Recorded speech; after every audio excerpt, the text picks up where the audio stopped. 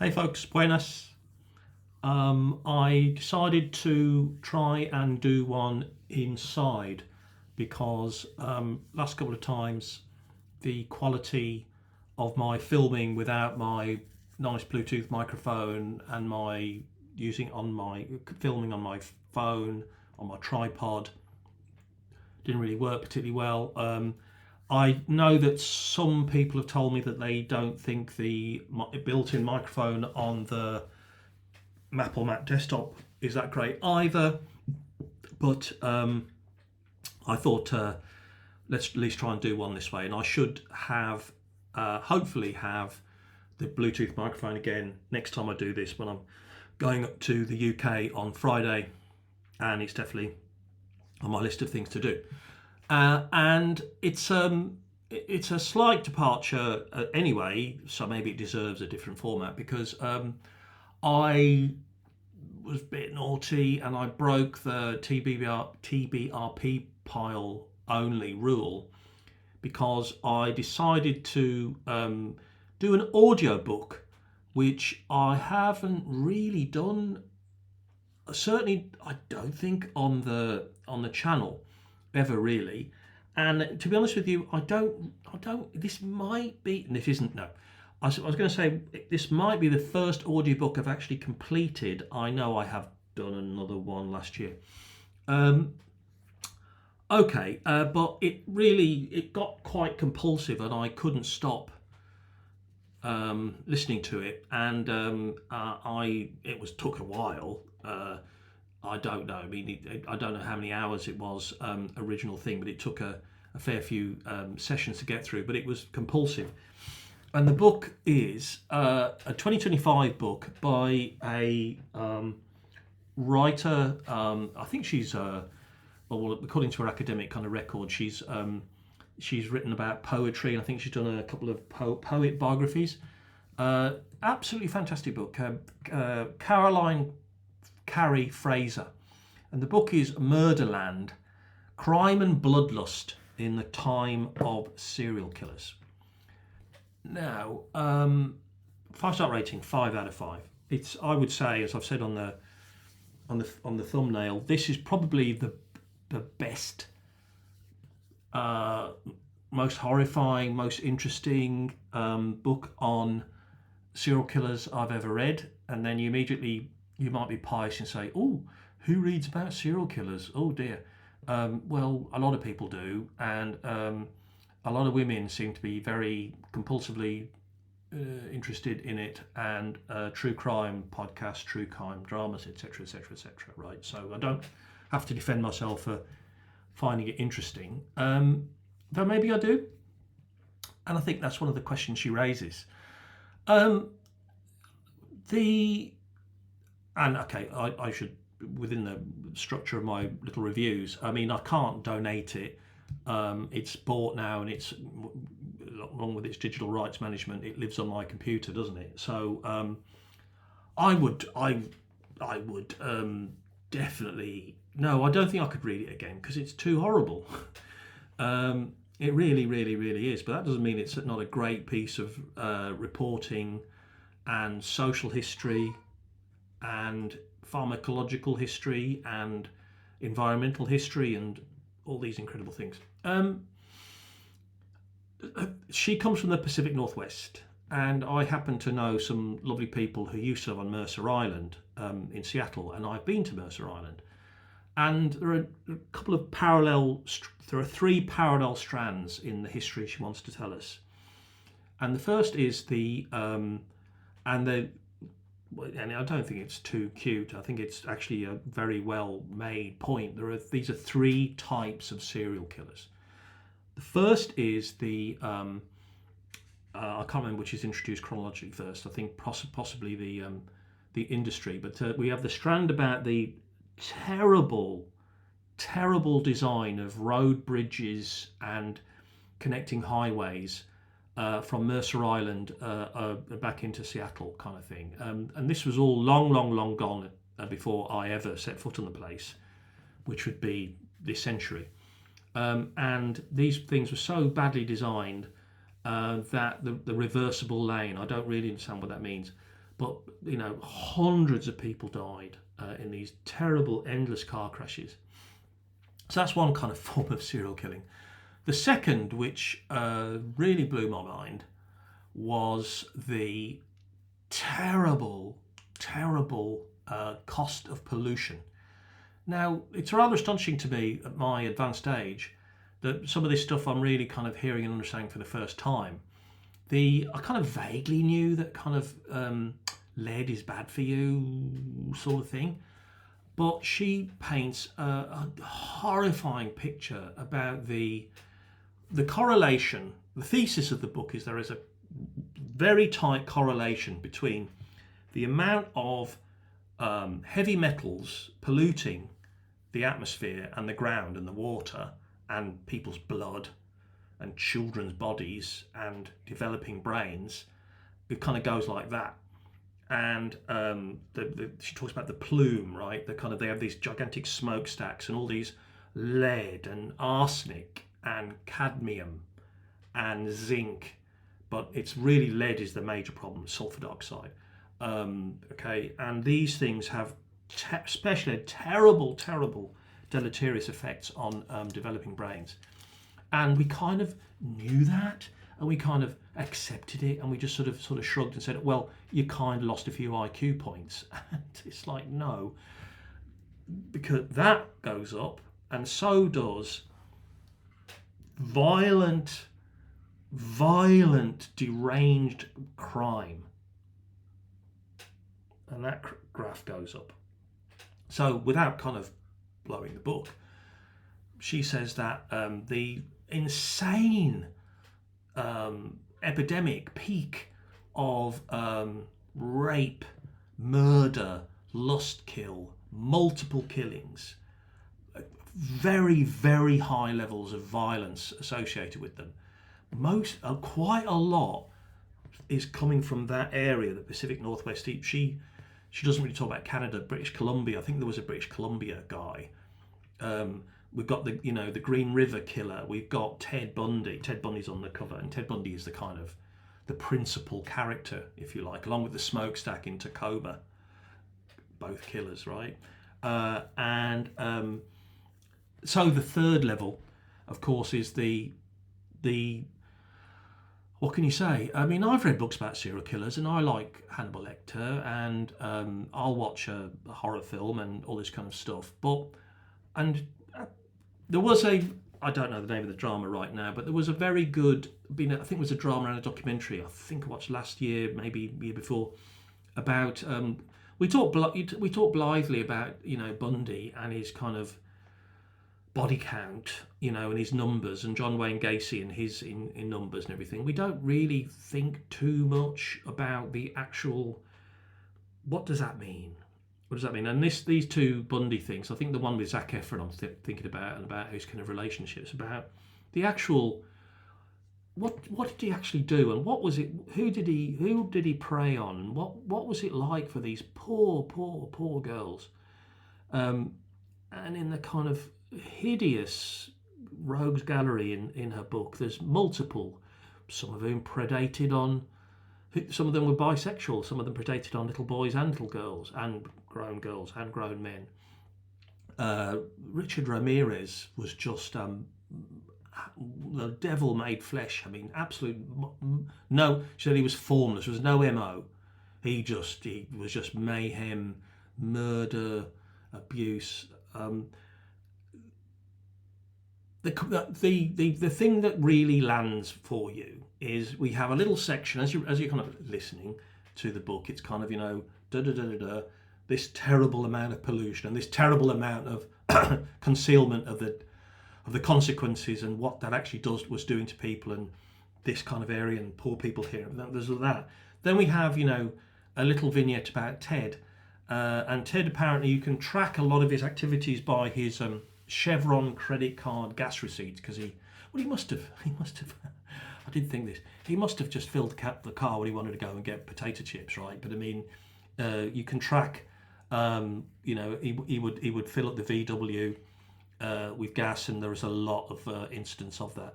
She presents information that I genuinely didn't know, that his first ever murder may have been when he was 14 of an 8-year-old girl neighbour. Oh my God! And then she got that, and then you've got then you have her own life as well, which is kind of interesting. And she one thing that I remember reading because of the time, I read Jonathan Livingston Seagull, and I thought it was kind of, I understood it was hippie nonsense. I mean, I was a teenager, early teenager kind of thing. And she says there was no thrill for me reading this book because it was Christian Science. Nothing is real. She was raised by a very strict Christian Science dad. And so part of the story is her own kind of autobiography about her kind of development on Mercer Island, and kind of her unhappy childhood and her kind of yearning to get away, which is really interesting. There's also kind of slightly slightly odd little bit where she falls in love with sort of science fiction. She goes to a science fiction, actually a Star Trek convention, I think, to be fair, and she kind of meets Harlan Ellison, and she becomes a fan of Harlan Ellison, and that's kind of because, I love Harlan Ellison, I love science fiction, so that's in there as well. But I think by the time she got to uni, she sort of dropped that. She went into kind of proper poetry. I think she went to UCLA, then she went to Harvard and all that kind of good stuff. But her life story in there. So I think she knew some of these guys, and then Ted's story ends kind of thing. But we're not done with the serial killers, because there's another one and another one, and the BTK and Gary Ridgway and another one and some guys I've never heard of, and just there's a word that she uses herself: depravity, utter depravity, monstrous sadism, cruelty, but depravity, just no moral hold back. And a thing that in one's fun Psychoville characters' obsessions with serial killers, the necrophilia. And she talked about how it's actually quite rare, it's quite hard to be a necrophiliac, because we have built-in biological evolutionary kind of state, but these guys get through that and they can do it, and they do it a lot. It's a big thing. Ted was really, really very keen on it. But just the senseless horror, not just the senseless horrible violence of the kind of the kidnapping and the torture and whatever, but and the bludgeoning and oh my God, and the rape and the rape and the rape and the rape. And so she just presents the facts. There's no gratuitous in it, but it's kind of like, it just makes the point that if it's this is absolutely terrible, insupportable, indefensible in any, not that I never would, but it isn't. Hannibal Lecter, and also Hannibal Lecter is, we know he's not real. Not just that he's not real, he's impossible, because serial killers are stupid. They're stupid. They make stupid mistakes. They're not clever, cultured people.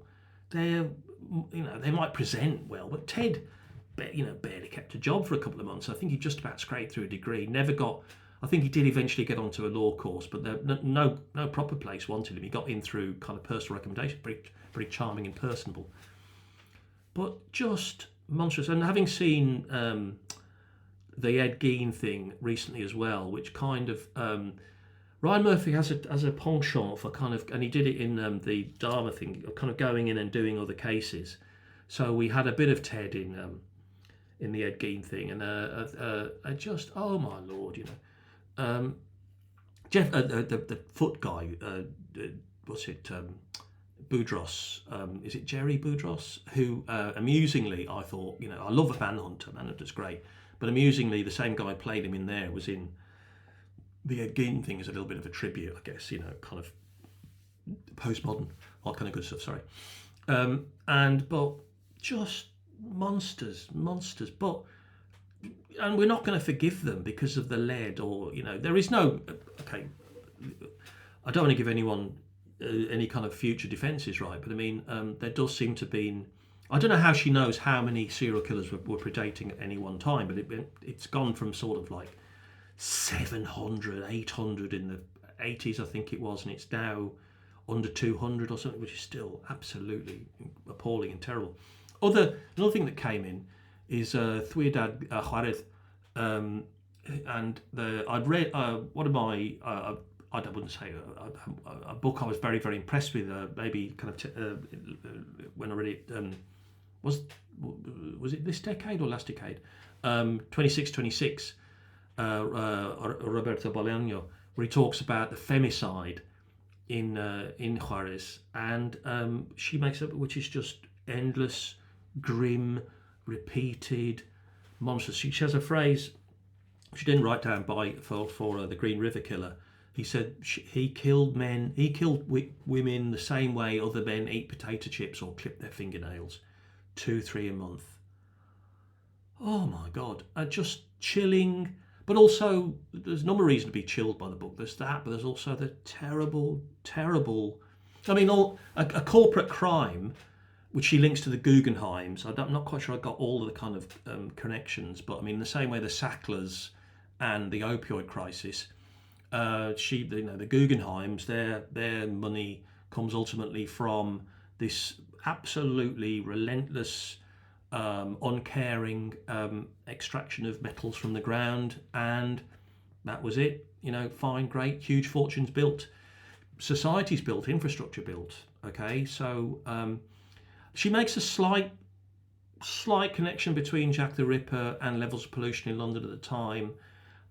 She doesn't push that too hard. I think it's probably sensible, but obviously that must have been a factor. And I also think myself, I grew up in the 60s, 70s in still industrial Britain, in the still industrial West Midlands. How many particulates have I ingested? I mean, I haven't become a necrophiliac, but did it change me? Did it change our society? Did it worsen our society?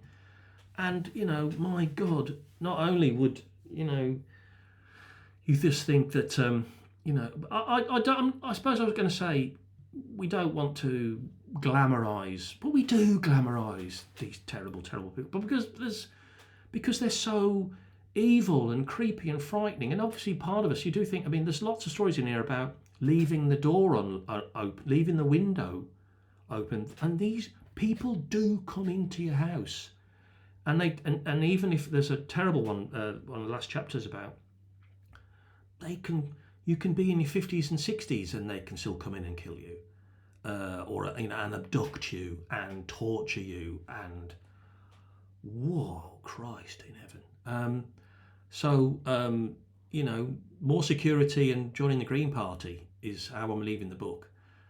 Kind of like quite shocking, and I think I'm glad that she shocked me. I'm glad that she nauseated me. I mean, I'm glad that I winced so often while listening to this book, because it is awful, terrible, monstrous, aberrant, deviant, deeply wicked behaviour, and it's all men. It's all men. It's all men.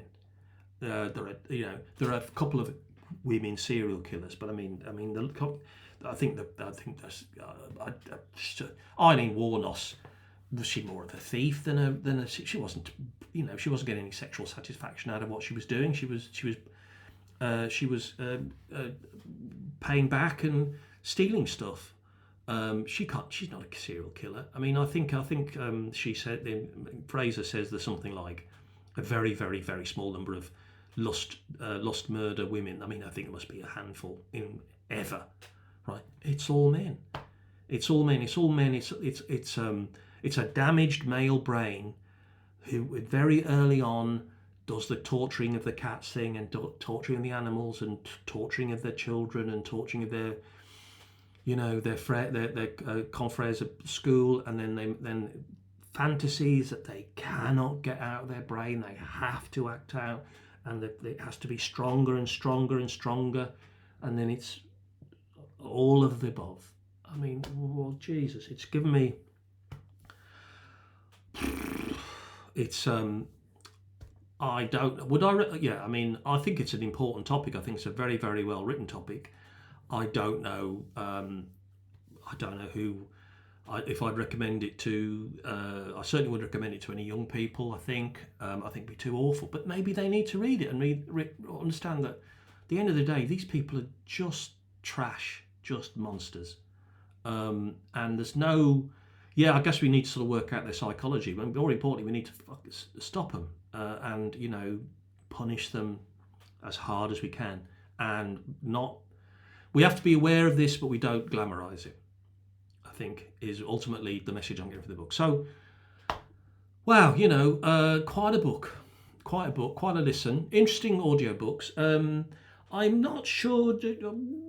I still think reading an actual proper book, a physical book, not a Kindle, is what I want from a reading experience. But I certainly do think this was a well read, interesting, and I would try another one. But yeah, wow, okay, that will stick in my brain for a while.